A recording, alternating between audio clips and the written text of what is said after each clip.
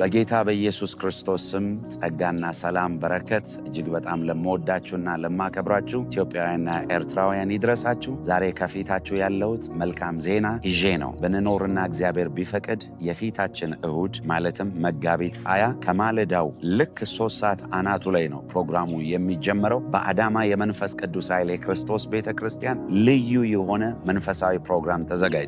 ጌታ መንፈስ ቅዱስ እንደተናገረኝ ይሄ ቀን የድል የፍርድና የቅባት ቀን ይሆናል። እግዚአብሔር አምላክ ለብዙ ጊዜ ስትጸልዩበት በነበረው ጉዳይ ላይ ፍርድን ያደርግላችኋል፣ ድልን ይሰጣችኋል፣ ቅባቱን ደግሞ ይሞላችኋል። ስለዚህ የፊታችን እሁድ ብንኖርና እግዚአብሔር ቢፈቅድ ልዩ የሆነ የፈውስ፣ የተአምራት፣ ነፃ የመውጣት፣ የትንቢት፣ የመንፈስ ቅዱስ ሙላት የቅባት ጊዜ ይኖረናል። ለታመሙ ሰዎች እጅ በመጫን እጸልያለሁ። በአጋንንት የታሰሩ ሰዎች እግዚአብሔር ነፃ ያደርጋቸዋል። በልዩ ልዩ ጥያቄ ውስጥ ያላችሁ ሰዎች ደግሞ እግዚአብሔር በመንፈሱ ለጥያቄያችሁ መልስን ይሰጣል። ለእንቆቅልሻችሁ ፍችን ያደርጋል። ቀንበርን እግዚአብሔር ከሕይወታችሁ ላይ ይሰብራል። እግዚአብሔር በቤተ ክርስቲያናችን ውስጥ የሚገራርም ነገር እያደረገ ነው። የታሰሩ ነፃ እየወጡ ነው። የታመሙ እየተፈወሱ ነው። ሰዎች ከአመድ ከትቢያ ላይ ተነስተው ከዜሮ እግዚአብሔር ወደ ሚሊዮነርነት እያመጣቸው ነው። ይህን ሊያደርግ የሚችለው ደግሞ የሰራዊት አምላክ ቅዱስ እግዚአብሔር ብቻ ነው። ስለዚህ የፊታችን እሁድ መጋቢት 20 በአዳማ በመንፈስ ቅዱስ ኃይል የክርስቶስ ቤተ ክርስቲያን ሁላችሁንም ከማለዳው 3 ሰዓት ጀምሮ እንድትገኙ